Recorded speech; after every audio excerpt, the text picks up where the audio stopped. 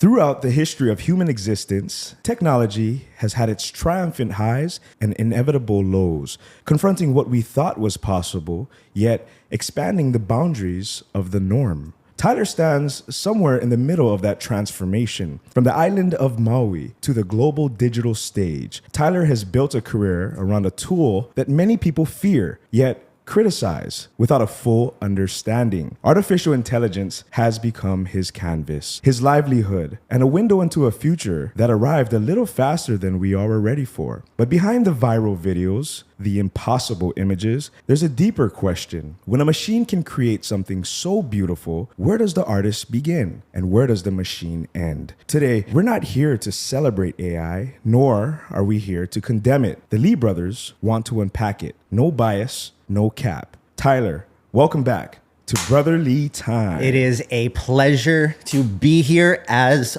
always. Oh my God, round 3. Let's go. Round three. What was it, like a year since the last time we talked? It was 10 months ago, and then the first time was 24 months before that. So exponentially, you have grown. I think when I first came, I was, do you remember roughly how many followers I was at? Yeah, you were at, I think, Instagram was around 80K. 80K. I was coming up on 100. Yeah. Tell them where you at now, bro. I am at 968,000 on Instagram, and they're making me work extra hard to get to that 1 million. But I am now aggregated across all my socials well over 1 million. Wow. So it's 968 on Instagram, just about 30,000 on X, 195,000 on Facebook, 45,000 on Threads. I don't touch TikTok. And around 15K on YouTube. And 15K on YouTube, yes. Yeah. So tell me, what does that mean? That means that I have my own distribution power. So when it comes to advocating for myself with brands, with people that want to work for me, with people that want to use my channel to advertise their things, if I will have them, that gives me all the power I need to advocate for my own rates, to push and say no to things because I no longer need anyone. And this is the first time in my life I really have felt like I no longer need anyone to, like, when I say you need anyone, this is the first time. It took me this long to get to a point where I am 100% betting on myself and I don't have a full-time job. Through all the conversations that we've had across all these multiple podcasts, at each road, I was either just starting a new career while doing my social thing, or I was pivoting. First time that it's all jboogxcreative. Well, you know, you serve as an inspiration to us. And for me, it's an honor to be sitting with you just solely based off of the content that you create, brother. I noticed that you've been leaning heavily into anime, which for me, you know, as a Demon Slayer fan and a Pokemon fan, you know what I mean, Dragon Ball Z fan, like to see you pressing the mold in these new ways is something that I definitely want to talk about today. 100%. If there's one thing I've learned over the past, 4 years of doing, like, trying to do content full time now, it's that you cannot allow yourself to get backed into the corner and tied to one specific thing. And you guys have seen every time I've come on, my content has been a completely different thing. And I still dance somewhere in that gray area of maybe pushing it just too far, but still in the pocket of acceptable. Maybe not for everyone. Interesting, man. So you're not an artist. All you do is prompt. How do you respond to that? I respond to that, and I get that a lot, right? You're not an artist. All you do is, I don't care.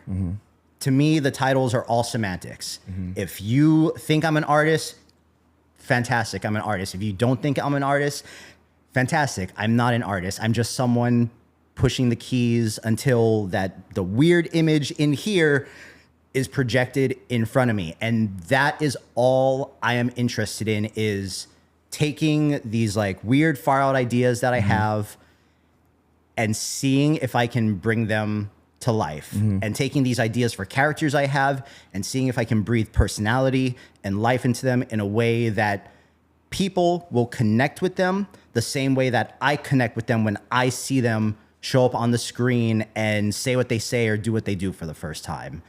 That I'm only interested in putting stuff out. The rest of the conversation to me is literally just noise, and it's noise that I don't let come into my sphere of, like, some people might even say that I'm not creating anything. Mm-hmm. The thing I see on the screen wouldn't exist if it wasn't here first. So what do you call that?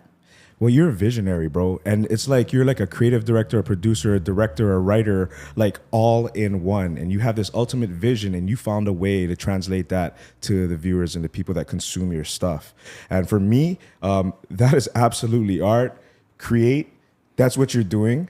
So, I'm not extremely proficient in AI. However, I do use chat. I do use Claude for certain processes, especially even when it comes to this project. But in Claude is my layman's boy. terms, Claude is my boy. Claude's the one. Claude is my boy. That is my we'll dive into that. But sorry. Well, we can dive into it right now. Why is Claude your boy?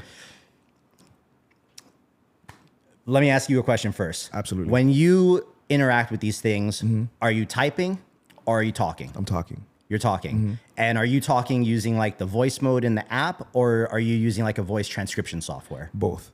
Okay. So the single most like game-changing thing for me that I started using in the past year and a half is this program called Whisperflow. And it's essentially just like a high-level voice transcription software. You hold a button, your mic starts recording you, and you just brain dump, and it'll format a little bit just to make sure the grammar is good, but it doesn't like condense anything you're saying. It doesn't change it. And the way that I interact with Claude or ChatGPT, mostly Claude, is I literally talk to it like it is a person in the room with me. And I don't use the voice mode. It doesn't talk back to me, but sitting there having the conversation with the chat box. And from what I see between people trying to learn how to use these tools and the people I know that are using the tools proficiently at every level, whether it's creating stuff like I create or at a productivity level or building software, the gap between someone who thinks these things are maybe smoke and mirrors versus someone who is getting real output and causing real effect in their lives is the difference between how you're interacting with it. If you interact with it and you push back and you talk to it like it's a person and not take everything it gives you back at face value, you can get to really transformative outcomes, and it can lead you down threads that your own biases might not have let you go otherwise. Because we all have biases with the way we think about things, with the way that we create things, with the way that we think creatively, with the way that we like to do things productively. But I'll give a quick example. Recently, because of Patreon, I had to figure out how to capitalize on all these emails I've captured in the past 13 months. Email automation is probably the last thing I want to do. And when I go on any of these automation sites, like the one I use, which is Kit, to capture like the email list and put out email blasts, the layouts are confusing. I don't want to deal with it. Claude literally drives that for me. I just tell it what subsection of my email list I want to talk to, what the topic is. I give it the everything I need to get in it. It writes the thing. I then go in and I put it in my voice, and then it takes care of the wiring and sending it out and everything. I don't have to deal with the platform whatsoever, and I can get right back to doing what I want to do. So Claude is your personal assistant. Yeah. I would say executive assistant. Executive assistant, Yeah. DP, editor, not editor, but it's my second pair of eyes. So there's a free version of Claude, and then there's also is that like a 5.0 or something? 2.0. So to do the stuff that I'm doing, you need to be on like their max plan, which I'm paying $200 a month for Claude. Okay. So it's definitely worth it. You have more processing power. It's more capable, right? So if somebody, wanted to prompt Claude to do something like this, like where do you begin? Like, hey, I have an email list. Here's my password. I need you to do this. Like, what's the process in that?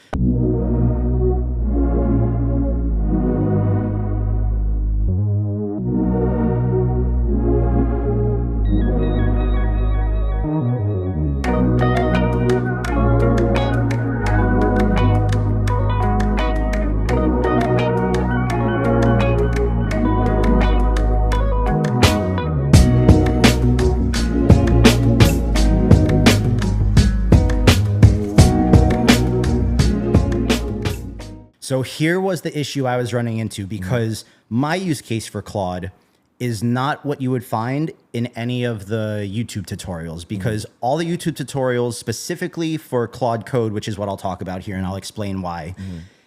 All the tutorials you find online are based around like development or software engineering, or people that are like building things in that realm. I'm a content creator.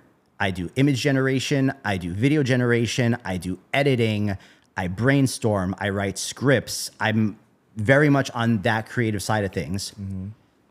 No tutorial I found, and I was trying to like adopt these workflows from people from these tutorials that were built around what they were doing. It never worked. And it just made everything I was doing more difficult and more cumbersome. So then I was like, wait, I'm doing this all wrong. And then one day I sat down, grabbed a cup of coffee, and I put on Whisperflow, and I just started just brain dumping into Claude. I was like, look, here's everything I do professionally.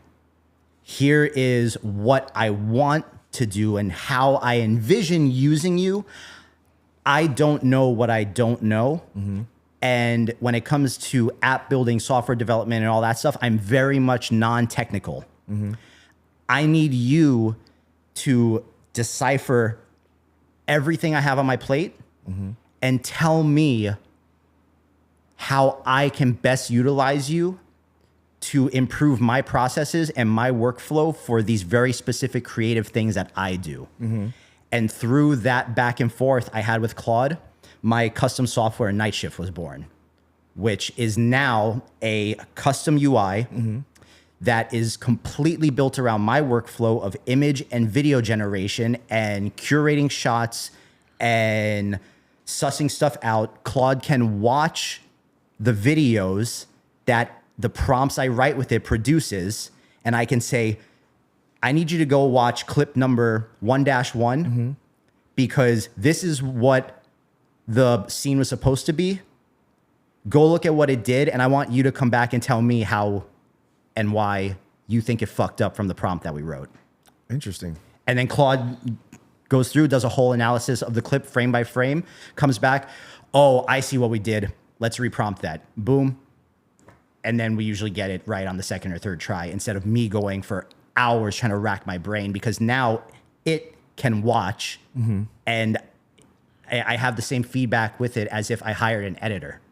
So essentially, one person with the correct understanding and experience with AI could do what an entire movie studio would do, which is what I would say generating fear in the movie studios and huge corporations. You're somewhat of a threat. I don't know that I would consider it that, because on the contrary, as pro AI as I am, and as much as these tools make up everything that I do, I feel like it only gives more value to human-made stuff. Like look, some people would consider what I do AI slop. If it is AI slop, it is only the most premium of AI slop. But the more that the internet is flooded with AI, the more that like the human craft becomes scarce. But if you guys like, if we are all being very honest with ourselves, we have been being fed slop from Netflix, Yeah. from Amazon, from YouTube, from the anime studios, from quite literally everywhere that has been human made and crafted with their very hands behind the camera for years. And there is you cannot sit there and tell me that for me, the peak of filmmaking, Lord of the Rings. Lord of the Rings. After Lord of the Rings, there is not a single movie I watch every single year like clockwork. Did you watch the Odyssey? I did. What'd you think? Not going to watch it again out of theaters. I thought it was a great experience in the theater, but I think that it leaned very heavily on the all-star cast. If you ask me, AI could have made the Hydra look better. The Hydra, I was like, what the fuck is that? Where's the eyes? Where's the, what was that? The Cyclops was cool. I think that CGI could have been done better by the studio. I agree. Especially with all the technology now. Overall, great experience. Not something I'd sit down and watch at home. My favorite scene was when the pigs and just shaping the humans into pigs. That was cool. That was my favorite liked that scene. one. I looked over and my girlfriend in the theater during that one, she was like, I could see her. I could see like, Yeah, I like how they didn't really lean into heavy CGI and that, and but like you said, the all-star cast. To me, personally, Matt Damon didn't do it for me. I see. For me, like I feel like that character would have been more like a Russell Crowe type guy, or maybe I'm too like we're conditioned now because of like Gladiator, right? But he was Gladiator for a reason. Yeah, and he killed that role. Yeah. So I was thinking more of a stronger masculine, a gruffer male figure. Hey, Matt Damon was fit though. No, he was fit. I'm not taking anything away from Matt Damon, but he just didn't do it for me. Really? Yeah. You ever seen that meme? Like Hollywood spent something like $700 million trying to get Matt Damon home. Because Interstellar, this one, Odysseus, and I then didn't see that. there's another one where he's trying to get home. Yeah, But I thought he killed it. interesting. I'm not saying he didn't kill it. No, it was great. I just think that I had watched the behind the scenes of like how they shot it before I went to watch the movie. It was like a 20-minute thing, and they showed like all the locations and how in depth it was, and super cool. Like made me appreciate the movie that much more. But also, like, I think Dune. Yes. Even just one of the Dune films, like the first Dune, I think completely crushes Odyssey. Yeah. Why though? That's an all-star cast too. Nah, but Dune, like the art direction in Dune, like I didn't feel like I was watching Dune for the cast. I was watching Dune. Like Dune, actually, I will go back and rewatch on a yearly basis because that movie does such a great job at immersing you in that world, and the aesthetic is so strong. And I don't know if you guys are familiar with the anime Blame. No. No, there's no like show adaptation. It's only in the mangas, but it's like one person, giant dystopian mega structure that has no ending, and just like everything in the world is just gargantuan and overbearing and depressingly massive. That's the feeling that Dune gives me with the amount of like negative space they use in all the scenes and the emptiness. It's just like, it makes the characters feel so small. And I like that because it makes me feel small when I'm watching it. Actually, I remember Blame now. Or at least seeing it like in manga form. Yeah. And it does give that grandiose. The set is driving a lot of the characters, right? The set is almost a character in and of itself. Arrakis is a character. And so, yeah, I feel you on that. Yes. jboogxcreative here. I am a full-time content creator and a problem solver who specializes in generative AI on image and video generation with a background in film and editing. I've been doing this full-time for the past 4 years and have been able to build a thriving career out of it, all the way from my little man cave here in Hawaii. If you guys want to keep up with me on social, you can find me everywhere at jboogxcreative. That's JBOOGX Creative. And if you are interested in learning how to actually make cool things using the latest AI tools, you can find me on Patreon, where we have a community of over 4,000 people, a Discord server that is free for everyone to use, come in and learn on, with over 1,000 active members who are just trying to figure it out and get better with these tools. So how does that inspire or influence your work? When you watch a piece like Dune, cinematically, visually, aesthetically, it's so commanding. How does that translate to your world? Nothing safe or anything that plays by the rules will ever be memorable in this day and age. Mm-hmm. Maybe that could have flown in the 90s, and it did. I'm sure we all have plenty of rom-coms that we fondly remember, or, you know, I still remember like watching Scary Movie, and that's still like a standout for me, or Next Friday. But do you think those movies, if they were to come out right now, would have the same impact? Friday After Next would.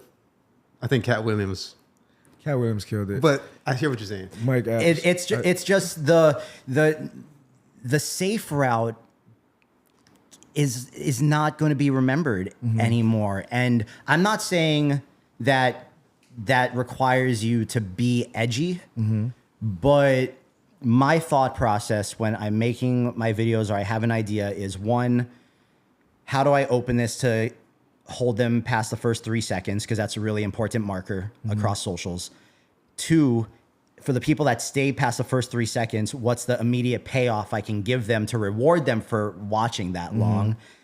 And 3, why would they rewatch this, or why would they send this in a DM to their friend group or share this with someone? You're talking short form, right? Are you talking reels?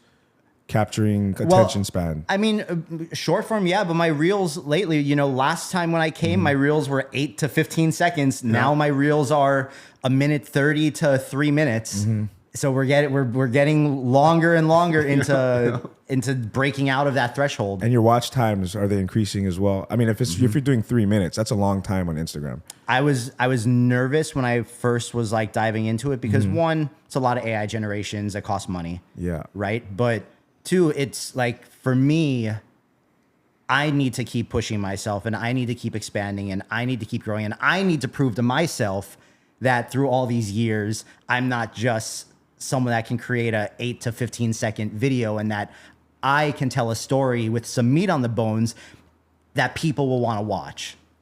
I like when you say that, the story, because when CGI started becoming this thing to hold people's attentions and to visually stimulate people, I feel like storylines kind of dissipated. It's not so much about the entirety of the script. It's more about making people go, wow, that was a cool explosion.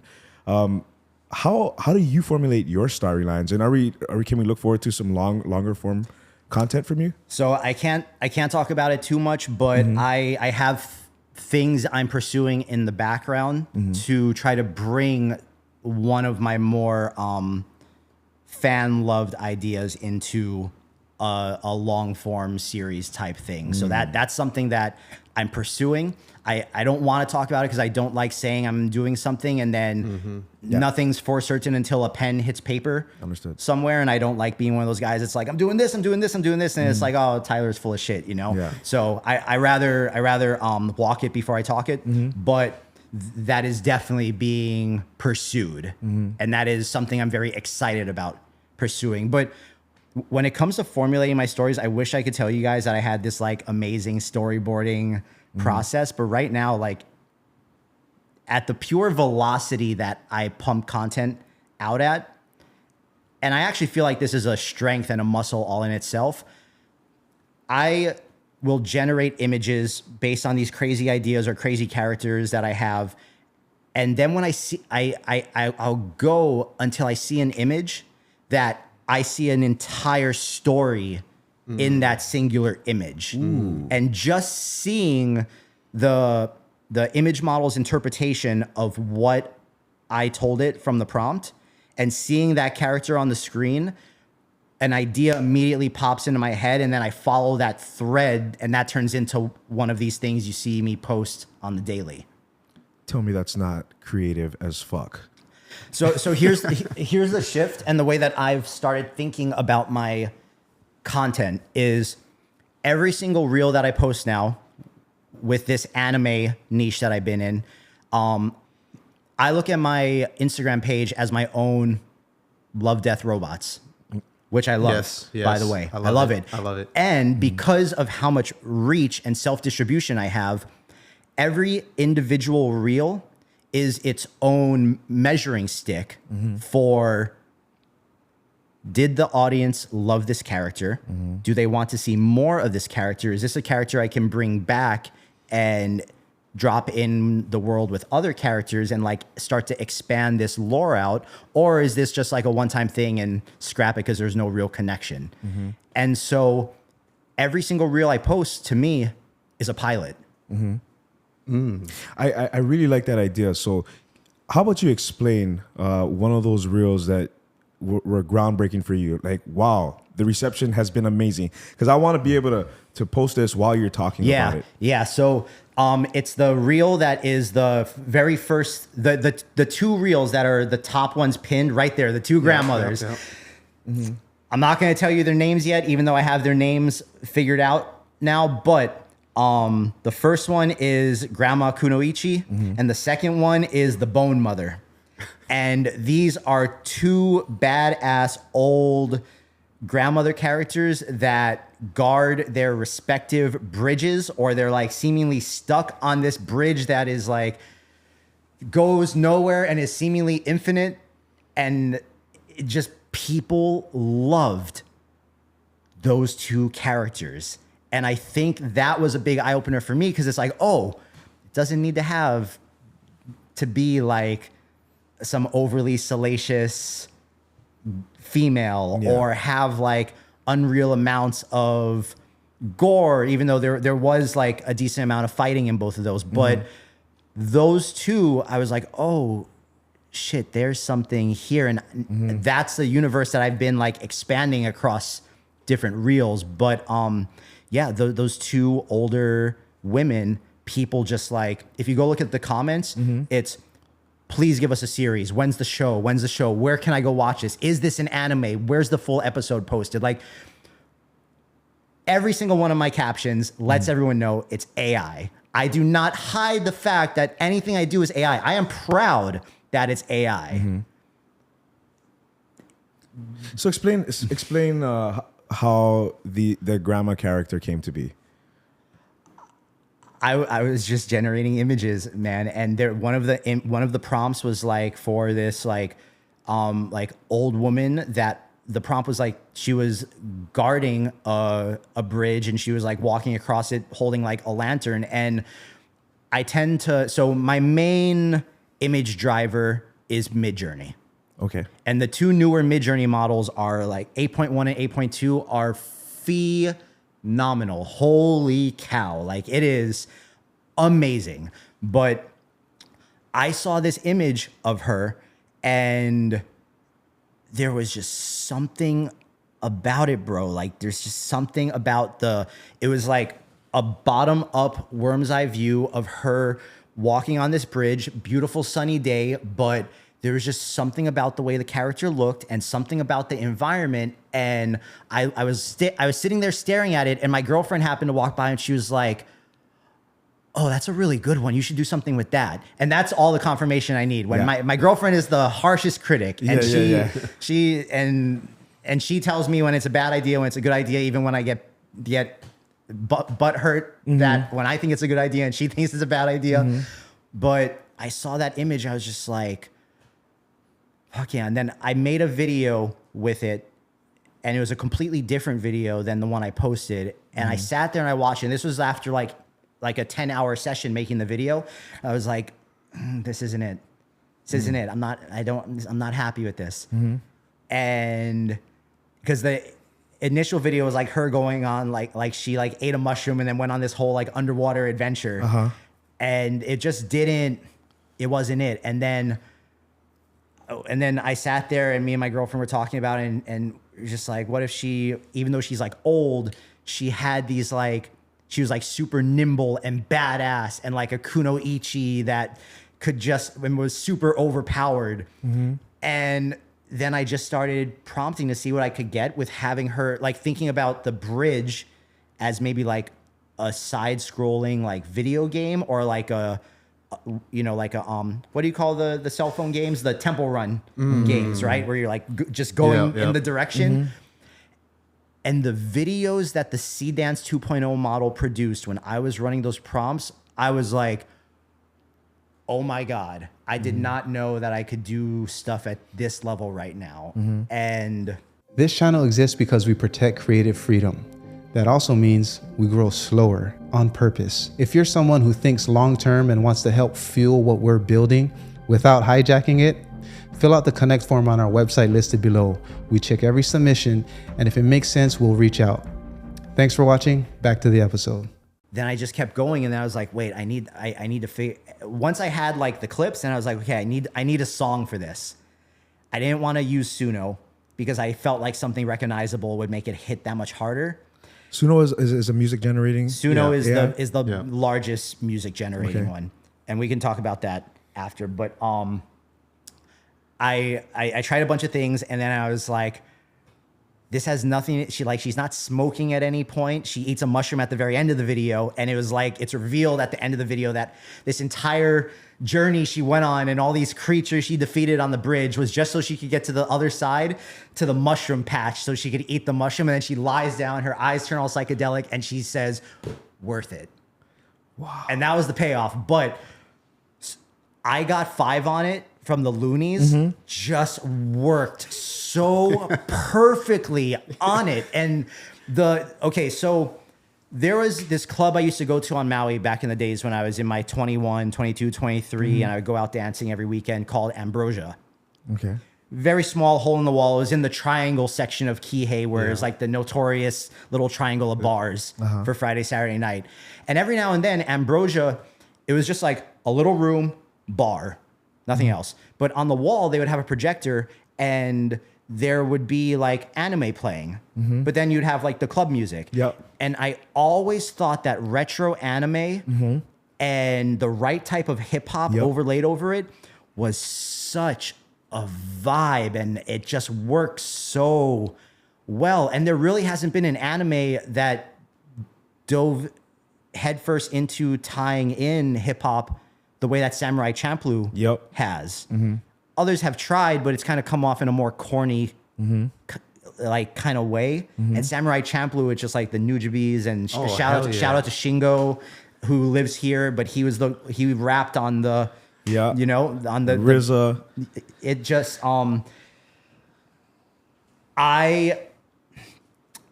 these tools now give me the power to bring back the anime that the studios refuse to make anymore. Yeah. I like when you put Mac Miller on one of them, and I was like, dude, this shit hits. And then homie came in with a Solection jersey, which I was like, I saw the eye on the back, and I was like, bro, because I noticed you do have an appreciation for hip hop, and for some reason, hip hop and the right type of anime are very cohesive, and it hits. And I see that lane that you're in.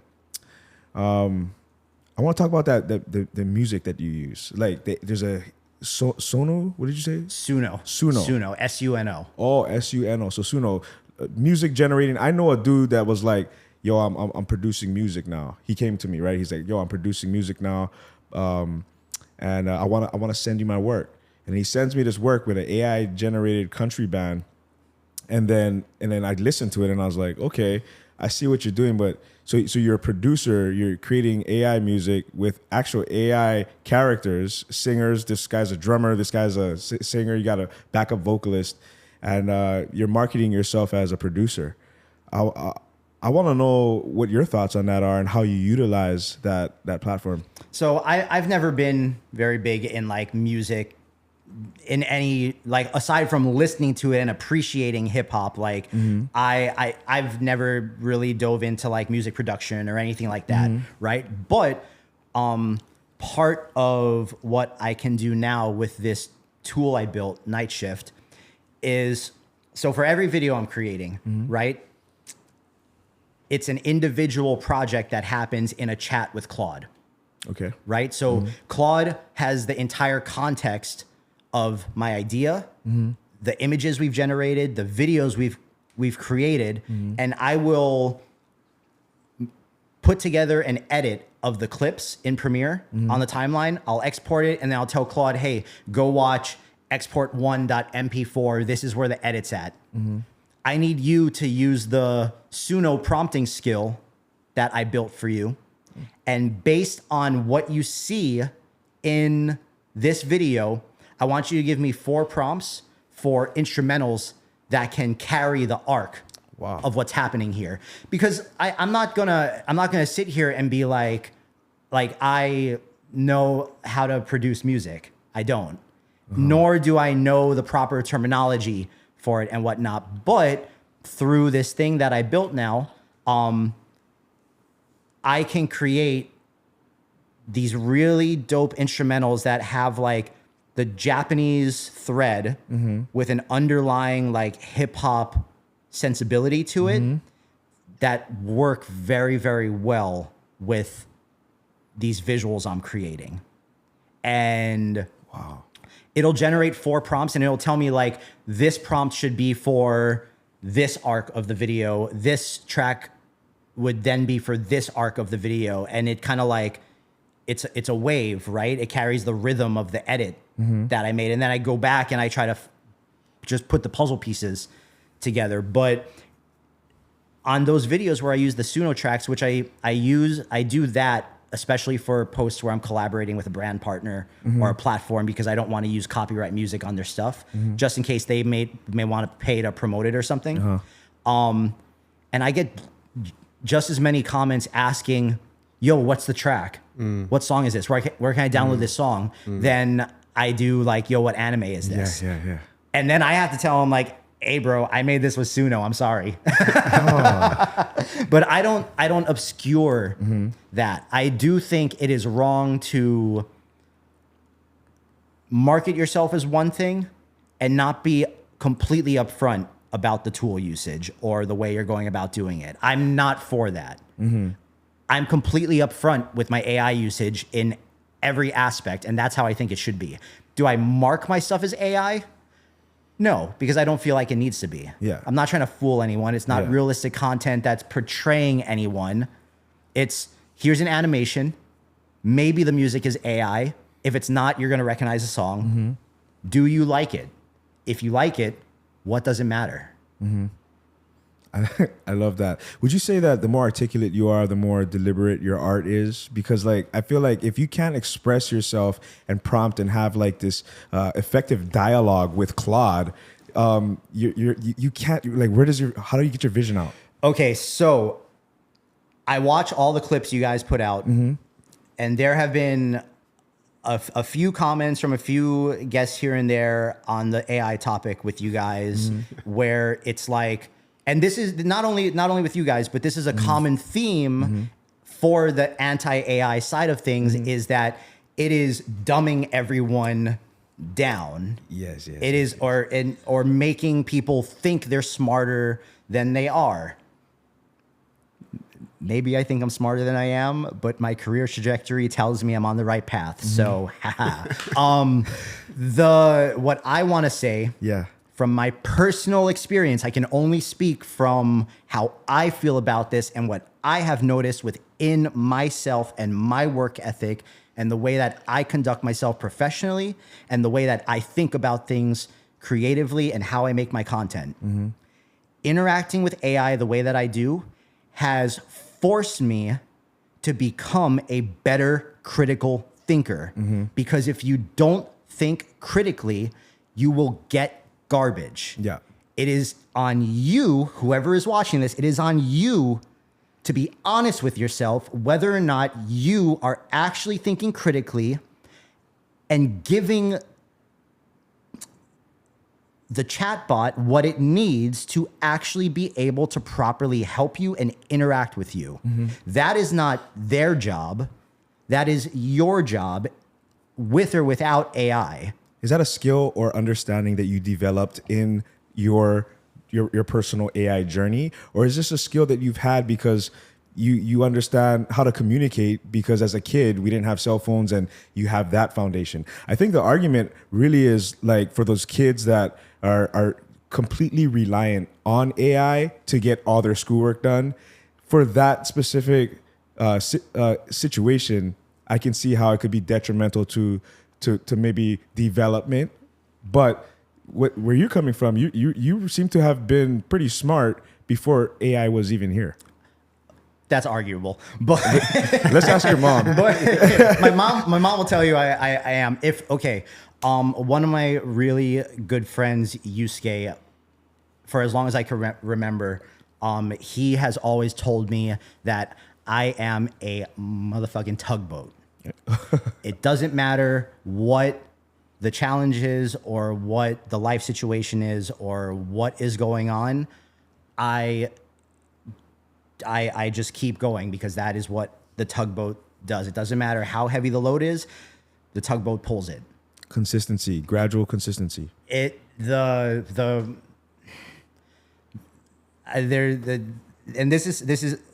is something that this has probably been my mantra for the better part of since the last time I've been here with you guys, is that the only way out is through. The only way out is through. There is no circumventing your problems. And utilizing AI the way that I have, and the amount of comfortability I have with fully articulating myself and my thoughts when I'm speaking to my computer is the actual gap between a successful user and someone who puts slop in and gets slop out. I'm just comfortable brain dumping. And it has made me more comfortable brain dumping and fully articulating these thoughts that up until this point, I probably sat with and overthought with so much to the point where, there's a large portion of my mid 20s to like early to mid 30s where like I was always trying to do stuff to get further ahead or to get better or figure out like where my path was and whatnot. And in doing so and not having a clear answer for that filled me with a lot of anxiety. I was always anxious and I always overthink things, and I overthink things to the point to where everything feels daunting. Being able to brain dump into something like this, and not just, my girlfriend, and it's the things that it gives me back has reinforced what I have now seen for myself over the past couple of years, where every major accomplishment only gets accomplished if you can say, what is the immediate next thing I need to do to push this just one step further or one step forward? I'm only going to focus on that immediate next thing. Everything that's further out, I'll deal with that after the next step. But then after the next step, it's what's the next step? The next step. I've gotten very good because of AI at just focusing on what is the immediate next thing I need to do to move the needle just an inch in that direction. And then you stack up enough of those inches and all of a sudden the needle's done a 360. Wow. So there's been some also social wins for you based upon the way that your brain has works now, based off of how you operate in manufacturing AI art. That's pretty dope, man. You did talk about cost and how expensive generating these videos are. Can you talk a little bit about how much it costs to create a 1.5 minute reel?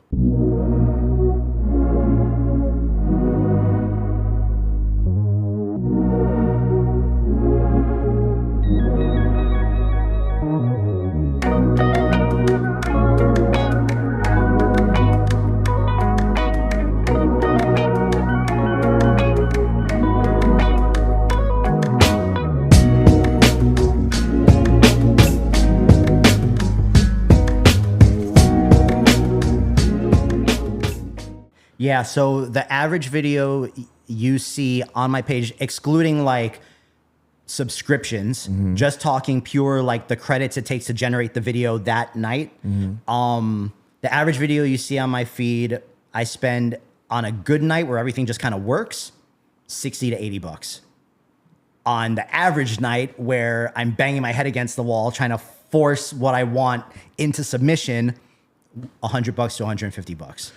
Also, you buy a bunch of credits. That's why I think I saw like something that you're doing. There's some kind of competition or something.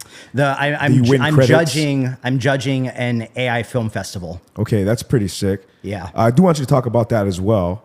But so just to give these people an idea, you pay for a bunch of credits and then you use credits every time you generate something. And if it doesn't come out the way you want, you have to use more credits to regenerate it? Which is why it's even more important you understand how to articulate yourself, because the more generalized and simple and whatnot that you're giving of the prompt that you're giving it, the more you're going to have to re-roll and the more money it costs you. I'm very deliberate about what I want, and I understand how to articulate it now in a way that the machine can translate it into the visual.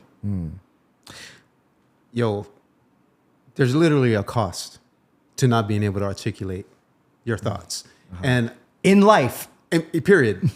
But give us an idea of your subscription stack. Just as a full-time AI artist, monthly subscription wise, what are we looking at? So probably somewhere in the tune of like $800 to $1,000. Right. Not that And then bad for on what top you're of that, doing. you got credits and all that. So Yeah, but also too, I don't want to skew this. When you're in a position like me and you have like platform partners and brand partners, people invite you in, you do collaborations with them. You know, two of the platforms I work with cover my inference for my videos gotcha. because I promote them. Okay. Right. And I only promote platforms that I actually use. If you guys look at my page, like there's a lot of AI pages that the creators are just look at their wall is just an ad campaign for every single platform. I have made room for my incredible yeses by just dishing out a million no's and saying no to a lot of very easy money as my numbers have gotten bigger, because one, I don't want to throw away the trust I've built in the community that I've built around my work, because my community, the jboogxcreative studio, my Patreon, my Discord, which now has over 1,000 members, my Patreon has over 4,000 subscribers. The people that follow me know if Tyler is promoting this or if Tyler's using this, Tyler is using this. Trust. Yeah. I And like that's something that there's no dollar amount that could make me throw away that equity I've built with my people. That trust equity. Yeah. Got it. Hey, well, so there's the environmental footprint, about, the water usage and all that. Can you speak on that, the environmental effects, or is that something you even care about? I care about it. I don't know enough about it to be able to speak on it. I feel like the AI companies probably aren't completely honest with the jurisdictions that the data centers are in about what the water cost is. I was just watching a video on YouTube yesterday from this YouTube channel I follow called the More Perfect Union. Oh, I watched that. Yeah, they do really great like social, like Yeah. very relevant stuff. And I watched the one they just posted on data centers. And yeah, I don't know. I don't know. That's the honest answer. I don't know enough to speak on it. Do I care? Yes. Do I care to the point that it's going to deter me from using these things that are available to me? No. Yeah, I had a conversation the other night about it too, and I don't really know what to believe when it comes to anything that comes through my screen. So I watch it. I keep an open mind, and I don't know what is true and what is false anymore. But like you said, what is available to me? What kind of footprints are online gaming using? What kind of footprints is Netflix using? What kind of footprints or everything, right? That we use Google. Everything. So, I mean, AI is definitely taking a lot of the rap because it's the newest thing, and I think that people just they want to say it's taking away this, it's taking away that, but I think there's a limited understanding on what it really is. I bet you, I would put money behind this that 90% of the people that are, that anti-AI and their main argument is the environmental impact, I bet you they still order shit from Amazon. What's the environmental impact of next day delivery? It can't be good. Of next day delivery. It can't be good. And we all know how predatory and abusive Amazon is to their workforce. Yeah. And that don't stop nobody from ordering Amazon. And I guarantee you the same people that are rah, rah, rah, maybe not all of them, maybe there's a good subset of you guys that stand on that soapbox and live that soapbox every single day. But I bet you most of that crowd is still interacting with and ordering things from places that are probably even worse, if not just as bad for the environment, all while doing so, while lecturing people on platforms that are run off the same data centers and AI technologies that they are so starkly against. I'm just saying, if you're going to go there and you're going to publicly shame and shun and cast that amount of rocks at people, you're using the technology whether you think you are or not, or whether you are directly interacting with or not. That doesn't change the fact you are supporting it by posting that comment on that platform. Is there anything about AI that scares you? Because I know how good it's getting. I see it every night. Every single one of these videos you guys see on my feed.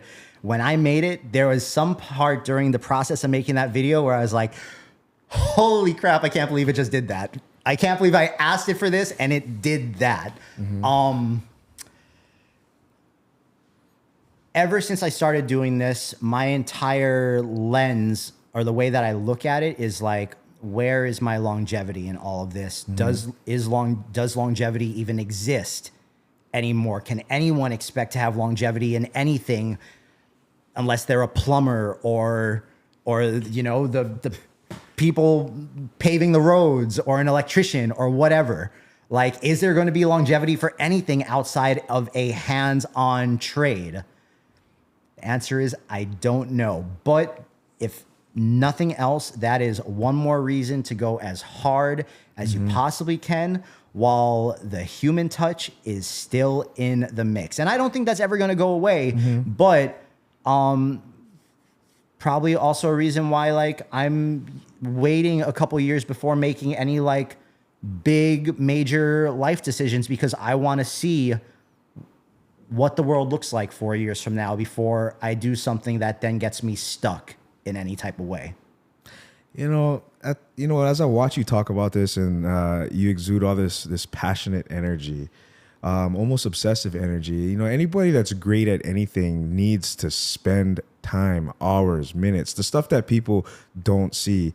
I think people's limited understanding when it comes to AI really is limited to, you put this in chat, you prompt chat, and you get this back, and that's a very low level of what you do. The average time to create any one of these things that you guys see on my Instagram is 8 to 9 hours.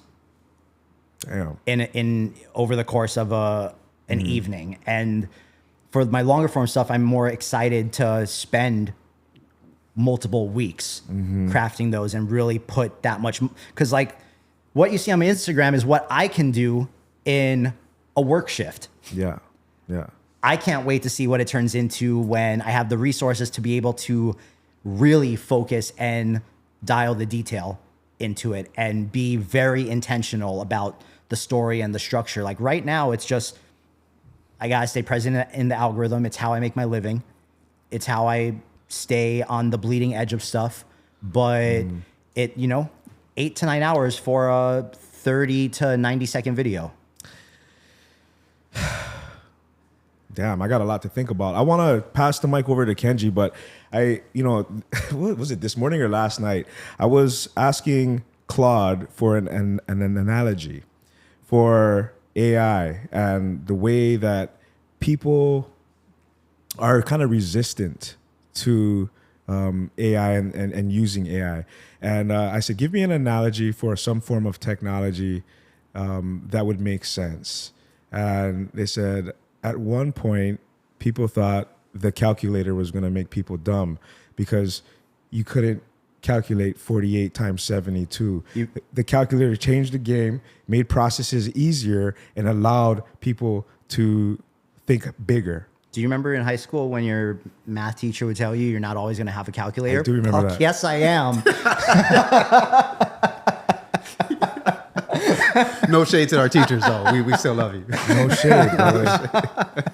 No shade. So I appreciate your perspective, and thank you for sharing that with us. I do want to say before you pass the mic over, there was something you asked me towards the end of our conversation we had last time. The zinger? That in the moment, Yeah, the zinger. in the moment,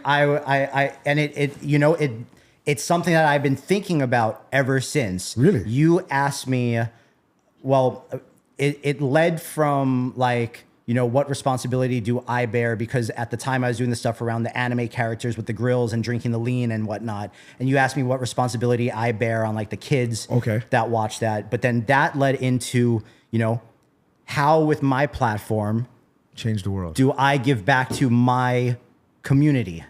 Oh, okay. It was something to that Yeah, it effect. sounds like me. My answer about the kid thing is still the same thing. I got you. It's on the parents. Yeah. It's not my job to make something that's safe for kids to watch. I got you. As far as the community thing goes, so I've now been on Patreon for, I think I'm in month 14. Mm-hmm. And it has been the single most rewarding / eye-opening part of all of this for me, because there is a constant push and pull within myself to withhold my knowledge to keep the competitive edge versus the rising tide raises all ships and not pulling the ladder up behind me. And I don't want to pull the ladder up behind me, but I'm self-aware enough to acknowledge that that is a constant fight that I have to have with myself. And I'm very proud to say that the side of me that gives it has continuously won over the side that wants to, no, this technique is mine. I noticed that you're selling your secret sauce in a way. It's not that I'm selling the secret sauce. It's what I've seen with my Patreon community is that a lot of these guys come from other, like there's guys that have worked in professional television, guys that have worked in the commercial industry with brands like McDonald's and just like all these big things. And in my Discord, I have a channel strictly where people can come in and write very honest reviews of the Patreon. And me just sharing what I've known have affected some of these guys in ways that I didn't think would be possible in their careers and them being able to level up what they're doing. And so what I would come back and say to that is that I have found through putting myself out there, I have found the community to pour into, or that community has found me. Wow. And it makes me feel really good to do so. And it makes me want to find even bigger and better ways to continue to do so. What I am not interested in doing is pouring into people that don't have the work ethic, that are looking for AI as a shortcut, or that need their mind to be changed about whether AI is good or bad. It doesn't affect me whether someone thinks it's good or bad. It's no skin off my back whether or not someone else chooses to or not use the tool. But the people that want to use it and that want to learn it, I'm building tools that will help you get there. And I have things that I have now built because I build like custom prompters and prompting tools and workflows and whatnot that will lay on top of Claude that everyone in my Patreon has access to that are now being used in other professional workflows and careers. Like someone in my Patreon has taken everything he's learned from me and applied it to doing commercial real estate work. Wow. And yeah, man. I think when you get to a certain level, it's kind of up to you to cultivate the community that's worth pouring into. And I'm lucky enough that that has found me now. Wow. I feel the genuine energy in your voice, and I'm happy for you, brother. We will continue supporting you and watching you from afar. And I like these check-ins, man, these annual check-ins. Oh, yeah. Congratulations on almost being at 1 million, brother. Hey, when this comes out, he going to be at 1 million, bro. I'm calling it. Hey, we about to hit 21K. Yes, sir. Hell yeah. You know what I'm saying? Hell We yeah. just hit 11K on Facebook. Yep. So yeah, we made 7.5K on YouTube. We're on our Yes, we're on sir. our journey. as Hell well. yeah. So fuck it. Thank you so much, Tyler. We're two brothers from Hawaii, and this channel is our opportunity to tell stories around the world. If you have a place, a city, an event, or a story that you think we should experience and you can help make the travel possible, there's a connect form in our site linked below. And if it makes sense, we'll reach out. Thanks for watching. Back to the episode. Alrighty. Fuck, where do I begin, bro? Seriously, man, look, it was amazing having you on at 80K 3 years ago. You've more than doubled every time we've met. There's an exponential growth, not only in your specific individual experience on all these platforms, your digital footprint is just growing exponentially, but I think that reflects the whole industry, the field that we're in. And it's an interesting one because I want to start with the idea that AI is an illusion. I don't know if you're familiar with Star Talk. I was watching this. I love watching. You know, sometimes when I'm eating, I'll just put one of the clips on and just listen to him ramble about whatever. It was him, and the guest was, I forgot his name, Jaren. I remember the first name was like Jaren. Eclectic homie, older guy, long locks. He makes the argument that AI is an illusion. And in a nutshell, I'm grossly like oversimplifying this, but in a nutshell, there is no AI. It's just human collaboration. What do you think of that? I mean, I can't disagree. Without the human input, there's no machine output. There's nothing for the machine to be trained on to go down certain thought paths or to so one of the interesting things when you're talking to Claude, if you put it on like Opus 5, which is their newer frontier model, when you tell it something, it'll show you it'll write out its thinking process, and you can read it as it's deliberating with itself before it gives you what is the eventual actual answer. And I find reading that the thought process as it's happening even more intriguing sometimes than the answer, because it helps me understand what it is kind of doing with what I give it. And there are things I see it writing as it's thinking on how to answer me, where it is weighing out the degree at which it should show empathy in the answer and not just give such a straight out boom. And it'll say like, I should probably tread carefully because when he said this, that is a very real emotion. Like little things like that, like Human, almost like humanness. Yeah. No, believe me, I've been on the Claude train for almost a year during the recent thing with like ChatGPT, getting like sharing info and all that, or OpenAI. So I went heavy into Claude. And so I have some specific questions for you too. But while we're on this topic of AI being an illusion, in that really it's just another tool built on what humans create. The slap in, slap out thing, well, it's human. The input is human. whether it be images, ideas, words. And so we're just using that in a more effective way, basically. And so I almost feel like AI is a convenient scapegoat for anger, like something to point at, something for the mob to hang, whereas really it's just a distraction. And you know, Do you watch the Channel 5 YouTube channel with Andrew? Oh yeah. He did a really great documentary. I think it was called Dear Kelly.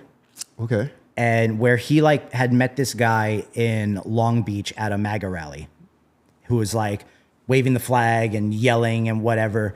And I'm not going to dive into politics here because that's, right. I don't care enough. Yeah. But the thought that Andrew had, which I agree with, and I feel like this applies to some of the anti-AI crowd as well. The people that are the most politically charged and tend to go down the deep rabbit hole sides on either end of the spectrum, right? There's usually some type of real life trauma that happened that is really difficult for them to deal with or accept, or it's like a tragedy happened in their life, right? And this is a place for them to not only find a community, but get all of that anger out in a very powerful, potent, concentrated way around people that are just as angry. Wow. Deep. And don't get me wrong, there's a lot of working artists who are very professional, have very great careers, that are making very good money, who fucking hate AI too. And so I'm not saying that's the only archetype, but I go look at the profiles of the people in my comments that say the most outrageous things to me, or the ones that send me the, KYS DMs. Yeah. And it is a common thread. So in other words, there is almost an archetype. It's a person who has to let anger out, frustration out, and you have a punching bag. So of course you're going to hit it. Whether that punching bag is AI today, something else tomorrow, it's something to hit. And then you have that you almost get satiated when you find a group of like thinkers, in this case, haters. And you're like, fuck yeah, I have my group. And I don't even want to call them haters, because there are a lot of good points and arguments to be made that everyone using AI should take into consideration and at least have a very honest think about, right? I'm not discounting all of the things that are said, but the way that most people choose to deliver their feelings makes me say, well, guess what? I'm working on another video right now. I'll tag you in it when it's done. And the one the next day after that. And the one the next day after that. What's the pettiest shit you've done? I mean, okay, so I put this video up and then I erased it because it was about to go viral.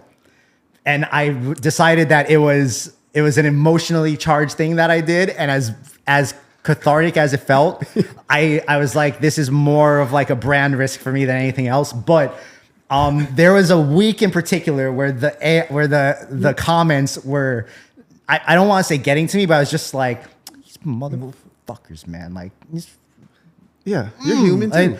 And so I went to their Instagram profiles, the ones that had actual profile pictures of themselves. That wasn't just like a fucking cat telling me I'm a loser or the anime profile picture, whatever. And I took the screenshot of their image from their Instagram profile along with the screenshot of their comment with what they said. And then I animated the image of them from their Instagram profile and just very, very embarrassing. Like one guy just had him like the slow motion hot dogs being thrown into his face, or the girl, like there's one picture of like this girl that was like super ridiculous. And she was like on the, like kneeling on the floor in front of the toilet, for her profile picture, and she said something really outrageous to me. And hers, I like had her put her head in the, so very petty. And the whole time it was me sitting in my yard in the yoga position, recorded with my Sony camera, and I was just like responding to my AI haters. And then I put the comment on the screen, and I had that stupid like dun, dun, dun, dun, dun, dun, the Nyan Cat song. Yeah. And then just played the videos with the comments on the screen, and I posted it at my normal like 3 a.m. time, and I went to sleep. I woke up at like 9 or 10, and it was already almost at 200,000 views. I was like, oh shit, I gotta erase this. You felt good, but then you're like, I felt good. The comments were like, oh my God, this is hilarious. don't come after him. Do you feel a need to like defend yourself publicly? Not anymore. I feel like you're beyond that. I at this point. am well beyond that, and I tell everyone in my community and everyone in my Patreon, like it is so it's a muscle you have to train, and it's a superpower to not get distracted and to not act on your first emotional instinct or pull. And the way to get further along with whatever it is you're doing, in this case, trying to make it grow your social media or get hired by a brand or whatever, the way to do that is to drown out the noise and recognize when interacting with the noise will absolutely not serve you in any type of way. And I've gotten very good at not only drowning out the noise, but also not being a victim of shiny toy syndrome. And we talked about this on the very first one. I know. You just asked me, did I get the FX file? I'm like, nope. It's more important. It's more important now than it was 36 months ago, because now every week, every 2 weeks, there's our AI model, the ChatGPT hacked this site. No, well, our Claude model hacked these 3 sites, and it's so dangerous. And this is the frontier model, and there's this new image generator, and there's new video generator, and hyperrealism, and pumping out. This workflow can pump out constant UGC, and you don't have to touch anything, and you'll make thousands of. It's all noise. It's all noise, and it is all trying to pull your attention away from the thing you need to be doing to further whatever it is you're trying to do. And it is up to you to recognize what your actual goal is and to determine whether or not that signal will amplify, enhance, or distract from what your goal is. And it's more important. I can't say this enough. I hope you guys clip this part. We'll clip it. It has never been more important to be self-aware and to be honest with yourself. It's always been important to be honest with yourself, but you need to be able to determine whether or not something will add to what you're doing or if it will only subtract from what you're doing in the form of time, money, or frustration. And I have gotten very good at looking at these new things when they come out and just like analyzing it and be like, that won't do anything for what I'm currently doing. I'm not even going to try it. I don't care. I look at it like a 2001 Tacoma, 4-cylinder. Like that 300,000 miles on it still get you from A to B. You don't need the 2026 XYZ model. Like cameras is an easy slippery slope. Tech is an easy slippery slope. AI tools, same thing. And it changes even faster. Like the newest shiny thing is getting presented to us even faster and faster now. So yeah, I think that just highlights how addicted we are to distraction. I think we're addicted to distraction to the point where we don't even know it. And we're almost self-medicate with distractions. So that is at a huge base level for a lot of us with screens. We're so used to distracting ourselves. And if we don't know who we are, well, like you're saying, like what is my goal? You're more susceptible to be distracted. Because we all have some void in us that wants to be filled, whether it's something that we went through in the past, like with relationships, whether it's we're having a hard time with our job or with our employment, or we have like a goal we're trying to hit and we're not satisfied until we hit it. There's some part of everyone that wants to be filled with something. And these fucking devices are so good at filling that void. But I'm telling you, it is a muscle that you need to train. It's not just like this thing where it's like, you know, just put the phone down. It's not that easy. And you need to be conscious of it. It's more important than ever for people to be self-aware. On that self-aware thing, I'm thinking about the Turing test, and I'm not going to like reiterate it, but Ex Machina, just watch that movie. That self-awareness, like who am I is at the base, but then also when you're observing someone else to know who that person is. And so when you're describing, because I use Opus 5 too, and when I'm putting in a prompt, I'm watching that too. And I'm seeing a more self-aware Claude, if you will. It's not just an invisible process that just puts out a response. I'm seeing it think, if that's the right word. I'm seeing it process. And I don't mind if it takes a longer time. In fact, I appreciate it. So the question that I had when we were first talking about Claude was, I like to use projects to silo things. And within each project, you'll see instructions, memory, and context. And I've used these in multiple different ways for multiple projects. But I feel like that is one way. In fact, your prompt, I bought one of your prompt packets or prompt engineering packets, and I tried putting that in instructions versus context versus, you know, like I'm playing around with it. Maybe I'll just open up a new chat and just put that in the first thing and give it that context in a chat. But I want to hear your take on sort of building that self-aware or like base in a project. All right, I'm gonna lay the sauce on you right now. Lay it out, please. So This channel exists because we protect creative freedom. That also means we grow slower on purpose. If you're someone who thinks long-term and wants to help fuel what we're building without hijacking it, fill out the connect form on our website listed below. We check every submission, and if it makes sense, we'll reach out. Thanks for watching. Back to the episode. I was a big fan of the project layout and keeping all the things kind of like contained to the projects.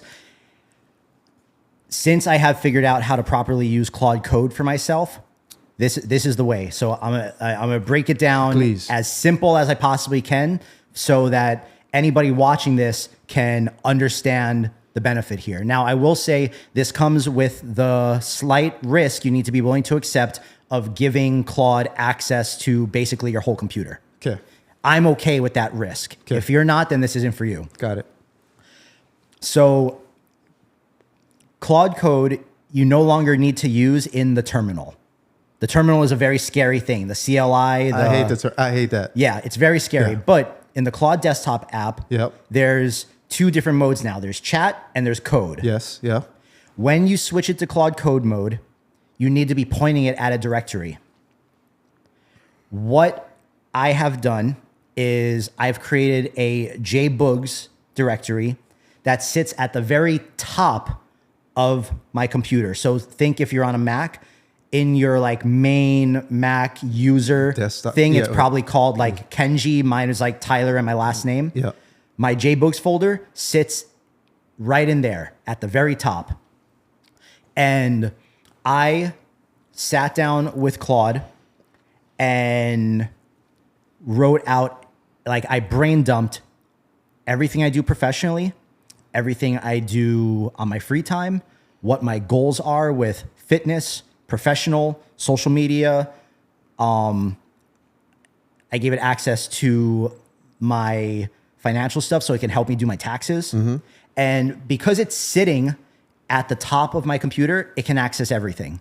Now, when you do this and you move your workflow from talking to Claude Chat and using the projects with the way they're siloed and broken up to now all of your projects can become skills. that Claude Code can activate that skill and use it in any context at any time. Now, all the conversations you have with it happen in Claude Code. And because it knows everything from all that context you gave it from that massive brain dump session, this is an ever evolving relationship you have with it where that context evolves as your conversations do. And you no longer need to start your chats from zero and remind it of these things. And it self improves as you continue with it. So this is what I did with Night Shift. And so my Night Shift system, through all of my nightly projects for these videos that you see that get posted on my Instagram, it's learning good prompts versus bad prompts, why this prompt worked and produced good footage, why this prompt didn't work and produced this garbage video. And now every next video project I start, every next day, I'm not starting from zero. I'm starting from all the knowledge we've accumulated from the past 60 days of making videos every night. And now my process gets that much faster. Is the look back from to day zero, or is it only like a 60-day look back for? No, I'm just saying, like, say I started 60 days ago. Okay. Yeah. Wow. So I'm underutilizing Claude Code is what I'm hearing. 100%. This is, and aside from building Night Shift, even without Night Shift, I would still be doing it this way because this keeps my interaction with it organic. Yeah. It actually turns it into an extension of everything I'm doing. Right. And I have like routines set on it. So every time a quarterly tax payment is due, it reminds me, it goes through, it combs through. I drop my bank statements into it along with all my invoices. Every time I have an invoice that goes out, those get filed into an invoice folder. It looks over all of that. It looks over all of the subscriptions that pop up on my bank statements from the AI tools. And it makes me an entire breakdown and spreadsheet of all my deductions versus my income. And it tells me how much I need to pay for my quarterly taxes. You basically saying you have a bookkeeper and accountant. And I confirm this information with my tax people because I still have tax people. Right. But so far, every time I've sent them something that this has spit out, they said, looks good. They, in my opinion, that kind of job is threatened / emboldened by this because their job gets easier. They could serve essentially more people. If they had their own Night Shift version of this for their clients, then now instead of taking, one shift to go over 5 P&Ls, they might be, I could do 5 P&Ls before lunch. So you're probably their favorite client or up there. You know what I mean? I don't know if I make enough money to be their favorite client. Well, okay. As far as, like this one, he did his homework. Yeah. He did the work for us. Yeah. Our systems might need to improve. In fact, I might ask him about some of what he's using. I know you're not the only one using any AI tool for their finances and bookkeeping, accounting, and strategy and all that stuff. Do you use it for ads? I don't run ads. You don't? Okay. I don't run ads. I am very, I'm very prideful to say that all of my social media is all organic. I have not paid for a boost or an ad unless it was for like a brand partner that said, hey, can you boost this post? But have you thought about it? I've thought about running tests, especially since like I was selling some of the tools I built as on the side of the Patreon for people that didn't want to come into the Patreon.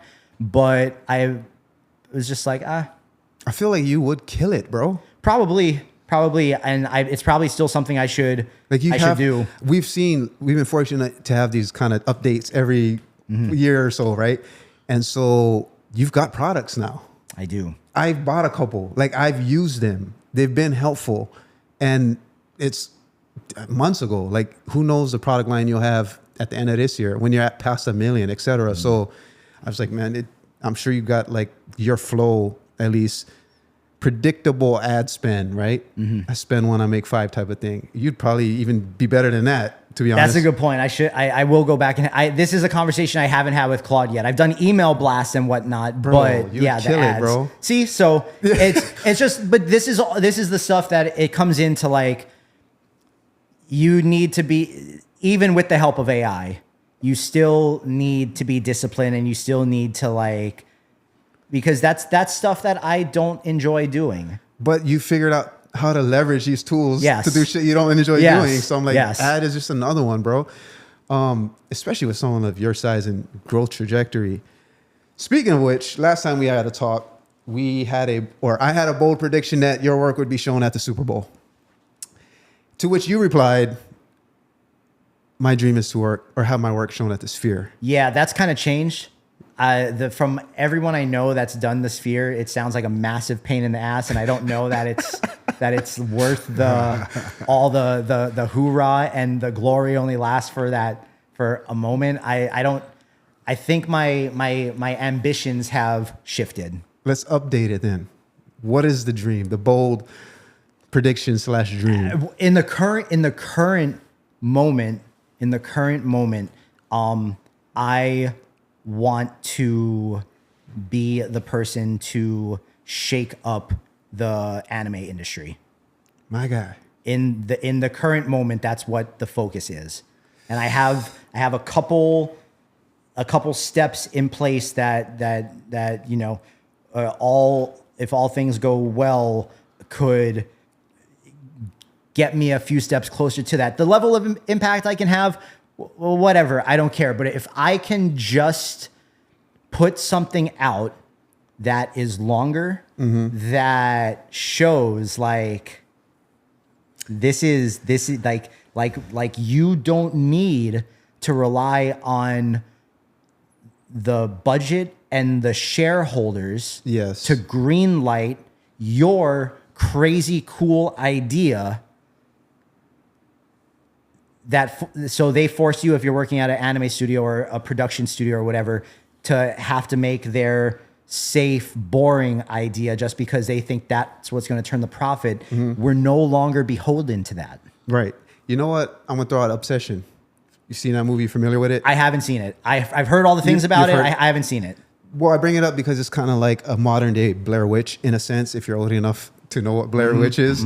But these are groundbreaking, paradigm shifting, industry threatening pieces of art done by people who did it they did it themselves, kind of like shoestring budget / staffs.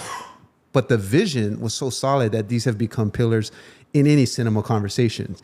And I feel like we are at the cusp, if not speaking to the guy who's going to do it for anime. You know what I mean? Because, well, I don't know about that, but there is a jboogxcreative quality bar that I hold myself very tightly to, maybe too tightly in some cases, where I get overly stressed out when making my social media things. I might overthink things a little too much. But if I put something out, I'm going to make sure that it meets my quality bar. which I feel is the prerequisite to have any kind of wave, to create any kind of movement. I don't doubt that you're going to do the same, even if it's in the anime lane. It will be something people can point to, like, this is what's possible, in a similar way that people point to Obsession, small budget, huge impact. I hope so. YouTuber / movie, right? hope Like so. camcorder, Blair Witch Project. So couple things I wanted to ask you about the anime thing specifically. One, have you been to Japan? Twice. For me, in the beginning of this anime season that you're in, I was, of course, watching it, but I'm looking at the translations. So where do you get your translations from? Claude. And then the voices and everything too. Or, well, that's a different tool. But The voices are coming out of the video generator. so the sea dance, right? Mm-hmm. I honestly, just because I have that soft spot in me for Japan and the Japanese language, I liked it. I was like, I thought you had like someone you could call and be like, hey, can you just double check this for me? We don't watch dubbed anime. We don't watch dubbed anime. No, that's a sin. That's a sin. That goes for anything. Watch it in its native language. Read. You know what I mean? But so I'm like, yeah, this is pretty good. So the Japanese piece for me, and then the anime piece. To me, anime is a different beast in that it's the original short form, for lack of a better term. It's the original short form, like anime Samurai Champloo, we're talking about like 22, 23-ish minute stories. And they all have arcs. They all have waves. And then collectively as a season, you see a bigger arc. So I love that format of storytelling. I can see how you're already laying the foundation with your characters and whatever arcs that they can go through. But what is it specifically about anime storytelling that you feel you're going to lean into the most?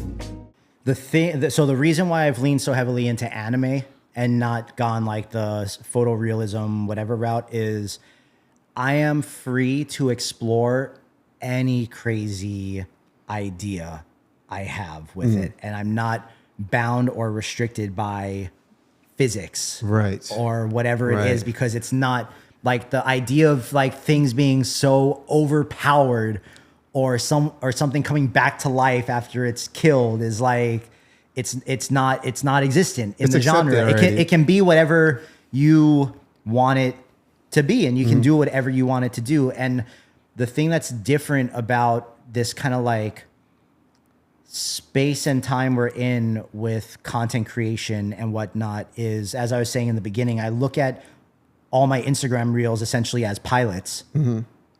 Is I can pressure test ideas and characters and like small seeds of storylines with a large enough audience to get actual user data back without committing a budget to it. Got it. And sorry, but then with that, I can take that to a pitch or to whatever it is that I'm trying to do and be like, here are the numbers, here's the audience responses, here's the metrics, here's the demographics, here's the audience size, here's the age group, here's the locations. It's all in Japanese. Duh. Here's the fleshed out story. Let's do it. Let me ask you, because you said small seeds, and I was like thinking about this. How have your hooks changed? I'm thinking back from the dancing, the grills, Well, back then I wasn't even thinking about hooks. Oh, damn. I was just trying to make dope shit. I wasn't even thinking about hooks. Okay. Now, when I'm making a video, I'm like, okay.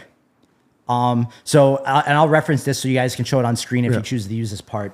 There was a video that I put out 2 days ago where I took 2 of my anime characters and dropped them into the photorealistic in the convenience store. I think you shared the video. Yeah. The fighting and the black chick. So I made that and I was like, okay, wait, this needs a hook so they'll watch it far enough to get to the good stuff. So I took a portion of the fighting, put it 3 seconds in the middle, little riser, slice sound, boom, and now we're in the calmness of them walking into a convenience store. But that hook, that's enough. Like, wait, did this real woman just punch an anime character? What the fuck's going on? And then now they're gonna watch it to find out to get back there. Action. Would you call that an action hook or what? Tension? I don't know. I would call that. I don't know. Whatever. It's a hook.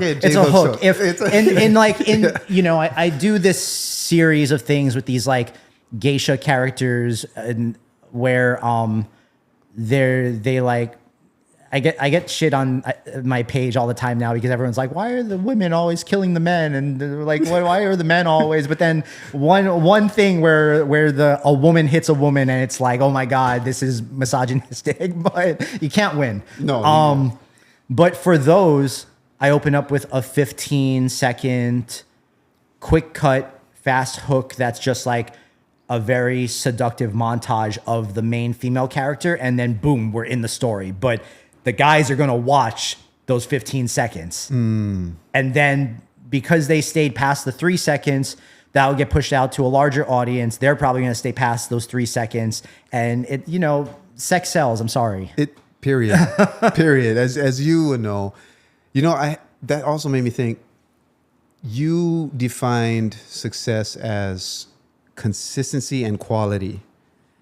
And then I think on the second time you added consistency, quality, and not wanting to shoot yourself for doing what you got to do. Yes. So how's that changed? I think those things have all remained the same, but I would say that like my barometer of success now is when I wake up, am I excited about the day in front of me, or am I dreading the day in front of me? If I'm excited, no matter where I'm currently at, as long as I wake up and I'm excited about what is on my plate that day, I'm already successful. I feel like artists are going to hear that and that one's going to land, because a lot of artists, and that term I know is debatable, we can get into that, but artists will feel drawn to the work, even if the work is blood, sweat, and tears, even if it is going negative in a bank account, buying that big ass canvas, buying those materials, whatever, buying those subscriptions. So there is a pain, I want to say, a sort of pain of progress that can be unbecoming to some or make people uncomfortable. But you're showing us that's almost a signal and direction of where you need to go. So my question that I want to ask you today was, how necessary do you think pain is for art? I don't want to classify it as pain. I don't think it needs to be pain. I just think that any type of art requires you to be pulling from lived experience. And that lived experience oftentimes is traumatic in some way. We've all went through traumatic things in various different ways. And while some trauma is much deeper and more sad than others, I don't think anyone is allowed to discount anyone else's trauma because because their perceived experience is worse to them. And I think that's a slippery slope. And I just think that it's more than making something that just looks cool. Like, I make a lot of things just because I think it looks fucking cool and I like the music and whatever. But I also, I don't know if you saw recently, I think on my last live stream I did 2 weeks ago, I made this video and I used the beginning intro to Stan by Eminem, the Dido song. Did you see that one? No. That is one of my favorite things that I have made in the past like year. And it was like there was two things. It was one, really wanted to use that opener with the raindrops and her singing, and the visuals were, it was like 4 different sets of anime girls, but the first one, she jumped off the roof, and then on her way down with a smile on her face, she transformed into a flame that ended up in a floating lantern at a floating lantern festival. There's a girl in the water crying over the floating lanterns. The tear hits the water. The lantern floats up. The lantern then turns into birds in like a Middle Eastern environment where a girl is standing there with 2 cups of tea. One tea is hers, one is her husband's. The guys are walking the casket down the ground. She holds the tea up to it. She cries. The smoke from the tea comes up. That transitions into a violent ocean wave. Girl standing at the beach, nighttime, pouring rain, massive waves, holding a picture of her and perceivably the husband or boyfriend or whatever, crying, runs into the ocean, drowns under the wave, holding the picture. My favorite thing I've made, maybe a minute long. Did it go viral? No, doesn't have to. Damn, bro. I would have remembered that if I saw it. But you just saying it, That is still the hit. real. Still That hit. is the real. And I made that one live on stream with my community watching the whole process and explaining the thought process and and like they were there for the workflow, they were there for the very intentional decisions. And the technical part of that video was, let's see if we can get all of these scenes to seamlessly link and transition to one another smoothly, with, if there's cuts, having the cuts be within the scene, but never at the transition into the next scene. And I've been watching that video every day. I love that video. I need to watch this immediately. All right. Tell me that's slop. So no. Can't do it. Also, it doesn't, to me, slop is easy. It's like saying crazy. Like, it's an easy word to just throw when you don't have the words to articulate how you actually feel. It mirrors something that we talked about, or you and Tyson talked about earlier, when I was going to jump in and say it, but I'll say it now. If you hate AI because of this wave of people creating things that you might consider slop, what do you have to say? And if you have nothing to say except bad things, that to me explains it. Like, you have nothing to say. So when you see people saying something or anything or making a stand, it's like you don't have anything to stand for, because if you did, you would understand this person making their stand. And you're made this, it doesn't matter if it's made with AI. This story, tears are universal, loss is universal, death is something we all think about. And it's like the evergreen topic of any content, be it a book, a podcast, anime, whatever. You just did it in a Tyler way. That video, without knowing while I was doing it, and in just like watching it kind of like back and back and back after I made it, when I watch that video, it makes me think of my dad. And that, like, I don't want to, I didn't expect this part.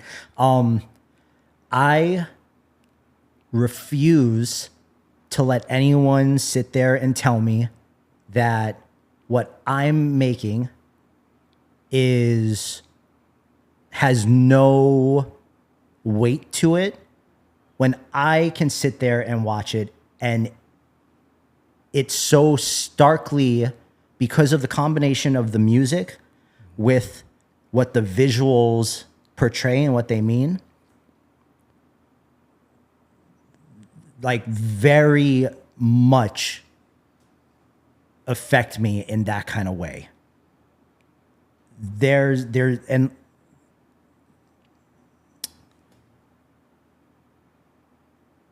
yeah, I think a lot of people are angry about a lot of things, and understandably so, because the world is not a very easy place to navigate, especially right now. And it's very scary for a lot of people that don't know how to navigate it or where to even start. But I'm too busy pursuing things that are not only going to fill my cup, but that will help me fill my community's cup, to even think about taking the time to watch something someone made and write something negative about it. I don't care what tool they used. I don't care whether they put an hour into it or they put a week into it. I see the commenting like that as, if I need to do that to make myself feel better or to put someone else down, then there is something wrong with me that I need to address.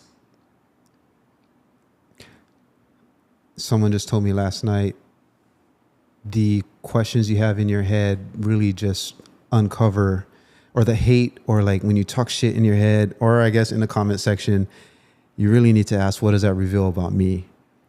And I was actually going to ask you, and now is the time. I know you lost your dad after graduation, but who was he? So, I grew up on Maui. For my entire my entire life on Maui with my parents. We grew up upcountry. The last house we lived in before my dad passed away, we were all the way out in Kula by Thompson Ranch. So not far from where you guys went and did the Ulapala Kula ranch story, which, you know, watching that just like that road, that landscape, that was my backyard. From our yard in that last house we lived in on Thompson Road up by Kula Hospital, we were directly above Kihei. We could see all of Kihei from the balcony outside my bedroom. My parents owned a clothing store in Makawao that my dad did all the behind the scenes stuff. My mom worked in the store, and everyone in Makawao in that era knew my dad. And my dad was very giving. He was Mr. Aloha with being the most howly New York fucking guy you could possibly think of.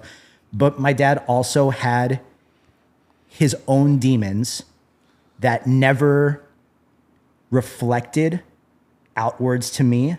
But now that I'm older, I can understand. And, you know, I know just from conversations with my mom that my dad held a lot of weight on his shoulders and never thought that he was doing enough or that he was enough or providing enough for the family. And don't get me wrong, they sent me to St. Anthony. I went to private school until I graduated from Kihei, but that was my own choice to go to public school at the end. And I had a good childhood. Very rich? No. And I remember it when I was going to St. Anthony, when I started like getting into those like later high school years, going over my friends' houses and like actually realizing like, oh, we're maybe not poor, but we're not like, this is these, I didn't realize the difference between me and the people I went to school with. And the more I think back about that now, the more it also makes sense the way that stuff kind of happened socially for me. But my dad he had a great heart, and he just had his own vices with drinking and smoking. It never affected him in any type of way that I would ever hold anything against him. But I wish that he could have had the foresight to take better care of himself so that he could be around to see all of the great stuff that I've ended up doing and how cool it is. And I just like can't help but think like my dad used to love putting on these like old war documentaries and whatnot. And I'll be sitting there watching YouTube and like I'll find myself watching stuff that as a kid I would have found boring, but I know that he would just be fucking glued to it and he would love the like media landscape we're in. And for whatever my dad felt about his ability to provide, I always had a good childhood. I always had the new video game system I wanted. I always had the PlayStation, and he always did stuff his way for better or worse. And he never really, like, he did a bunch of odd jobs that kept him from needing to really play by anyone else's rules. And being where I am now, I wish I could go back and tell my dad how much I admire that, because I know it's not easy.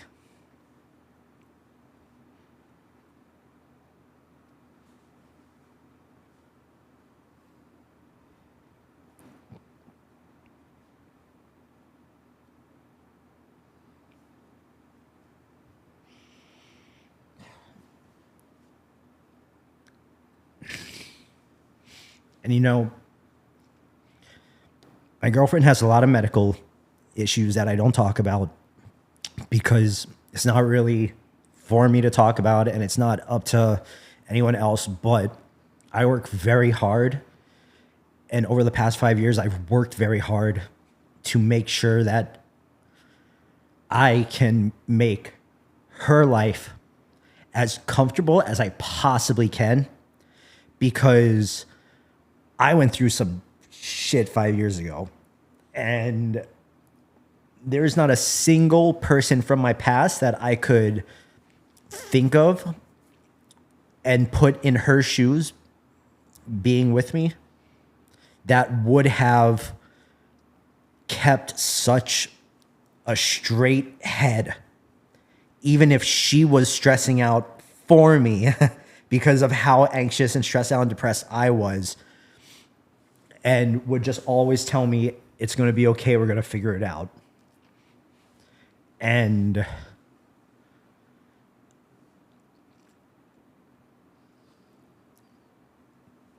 my dad did everything for my mom. And my mom worked very hard in the clothing store.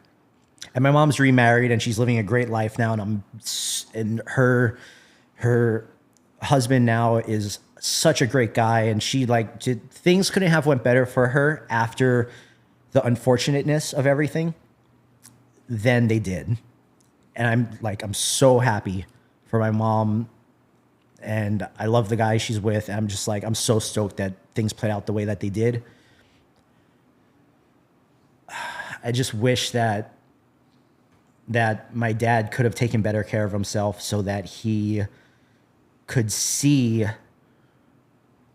that for whatever he felt, he didn't fail me or my mom. Because I am sure that there were thoughts like that at the end of his life. I'm sure. And I don't want to... I'm about to turn 40. Mm-hmm. I don't feel 40. I certainly hope I don't fucking look 40. But I don't want to get to the end of my time, whenever that is, and feel like I didn't do enough and I didn't fucking go for it. And a couple years ago, I didn't even know what that would mean for me. I spent so long supporting other people's dreams because I was too afraid of the work it would take to go after something of my own, and I didn't have the confidence yet to think I could do it for myself. I am doing it for myself. I'm doing it for my girlfriend. And I'm doing it because my dad did not fail me.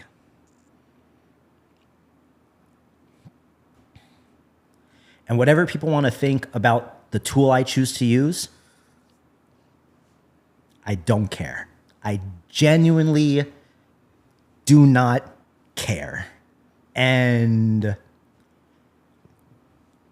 this is the part where the amount I was bullied and picked on growing up actually has come in handy, because I'm not new to criticism. Mm-hmm. And I'm not new to being criticized for things about myself that I cannot change.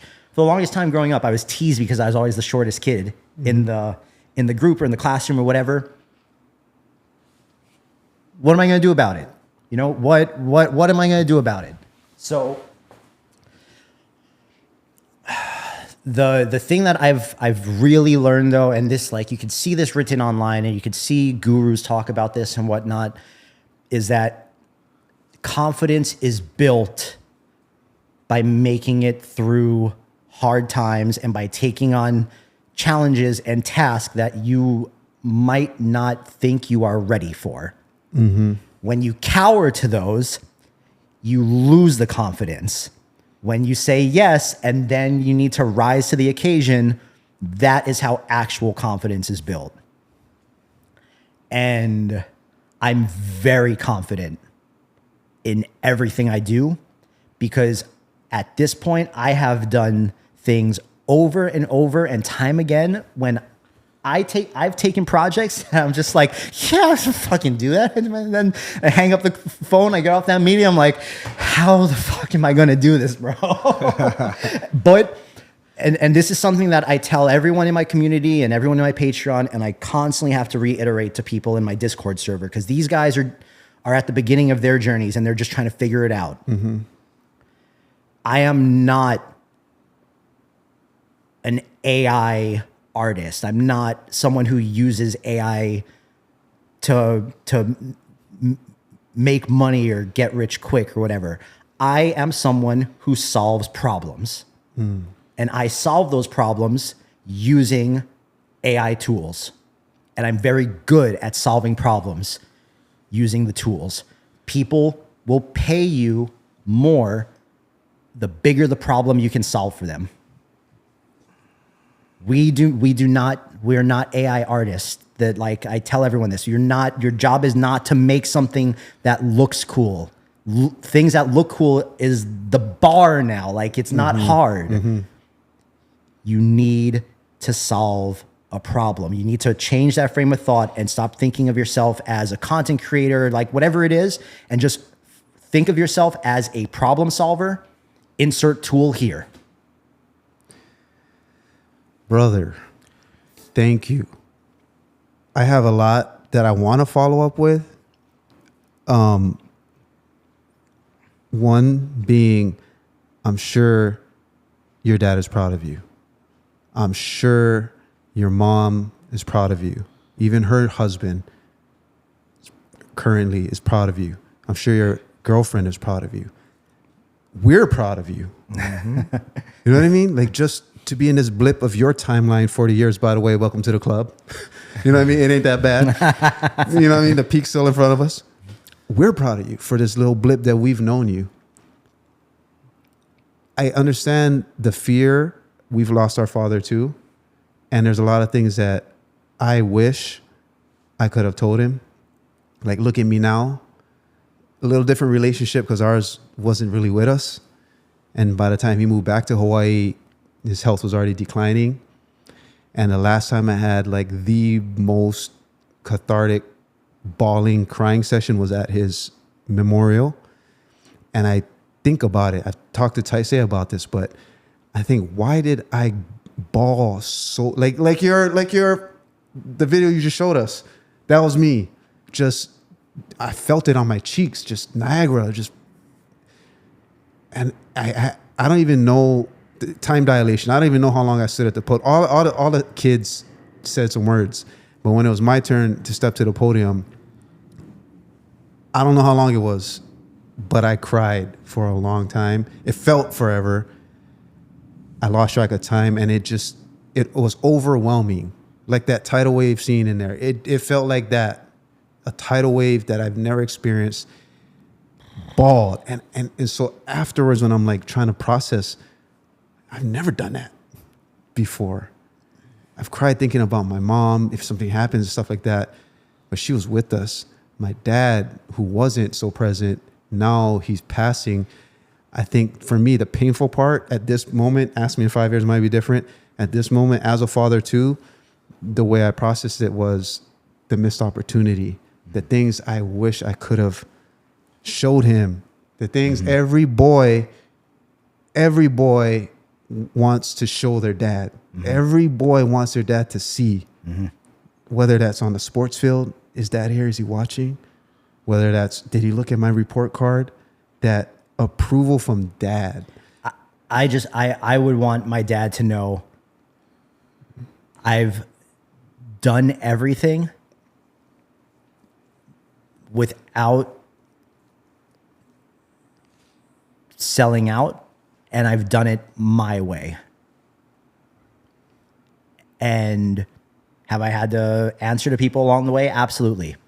But I have now gotten to a point where I've like, everything I'm doing is jboogxcreative, is Tyler.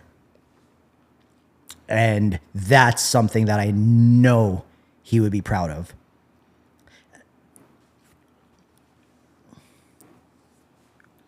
I got to bring up a movie reference. Yeah. Inception. People say, oh, Christopher, because, you know, top of mind right now with Odyssey coming out, but Interstellar, Inception, I rewatched recently, and that's a father-son movie. the whole thing. Forget the levels. Yeah, I know. Leonardo. Yeah, I know. But really, it's Cillian Murphy. Really, it's the son who they have to plant this seed in. And what is it? This whole elaborate movie, it's about the son doing his own thing. It's a father-son relationship that is strained, at least in the beginning. But then at the end, we learn, spoiler alert, but at the end, we learn the father loves him, or at least that's what they're planning, is that he loves him so much, he wants him to be his own thing.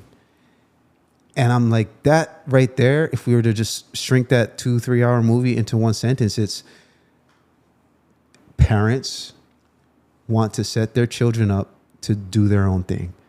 You've done that. And there's a part of me that feels my dad still sees it. Whatever your belief system is, I know what I'm doing, what we're doing, BrotherLee time, what we're doing.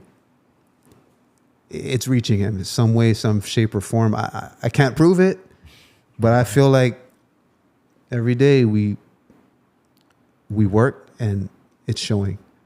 Your consistency and quality speaks for itself. So I'm sure your dad is receiving that message loud and clear, bro.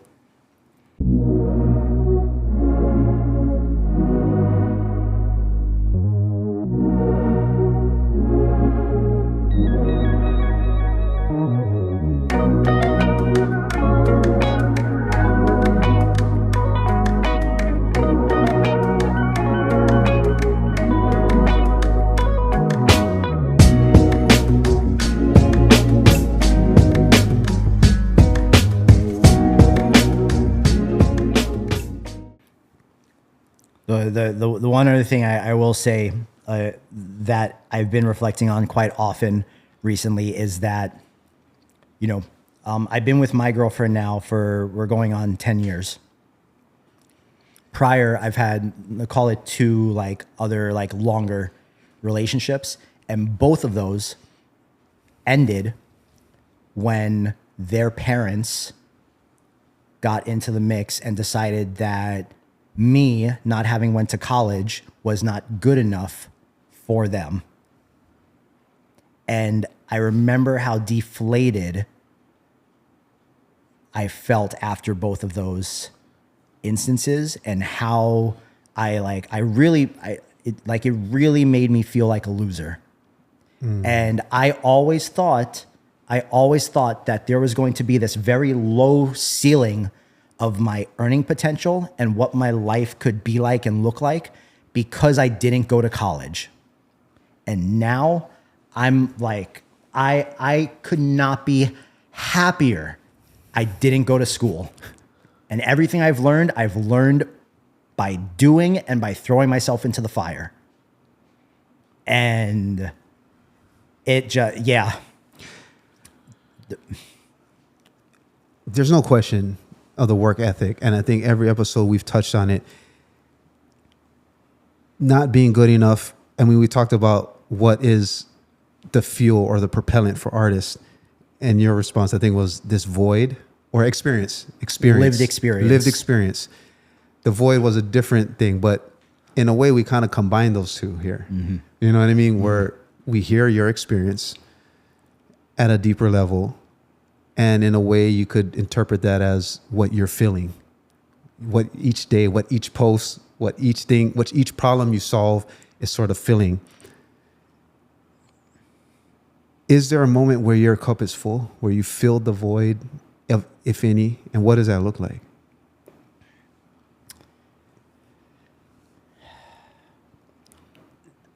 I'm in the best position professionally, financially, all the above right now, currently, as we're sitting here, that I've ever been in.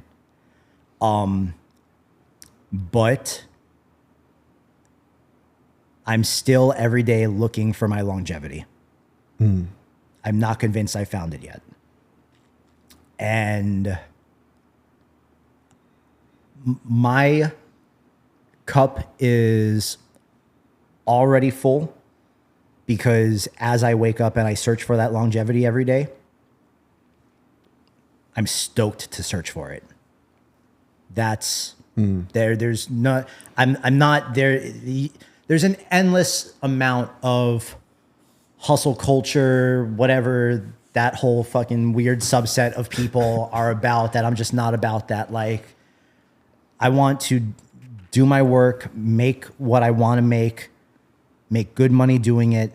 And at the end of the day, or, you know, after I go do my workout, sit on my balcony, drink my protein shake and look at the view and be satisfied for that moment before I go back to work.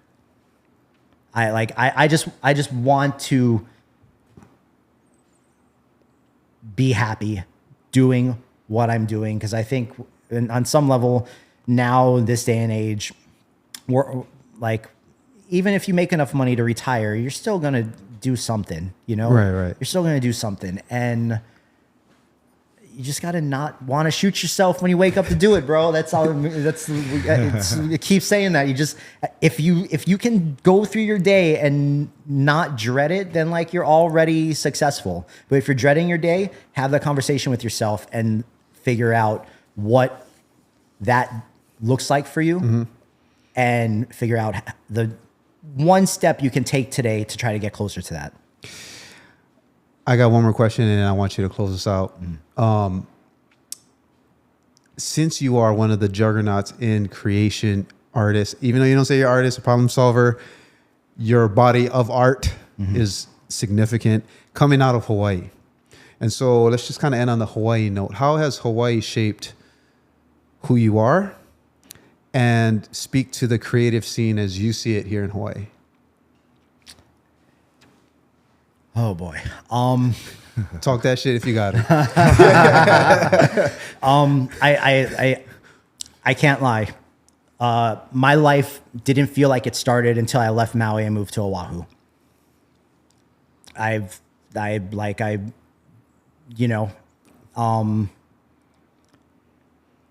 But I think that Hawaii in general is the perfect place to be if you are content being 5 years behind the rest of the world. And thanks to the power of the internet now, that doesn't have to be the case. I saw rather quickly when I was filming and editing that what I wanted to do in particular, and the direction that my visual taste was leading me, was not going to be something that I could make a living with doing anything locally. But I don't want to live anywhere else at this current point in time, nor have I wanted to for the past 5 years. Whenever I travel somewhere, if I go to New York, for example, and I look in every direction and I don't see the ocean in any of them, I get anxious.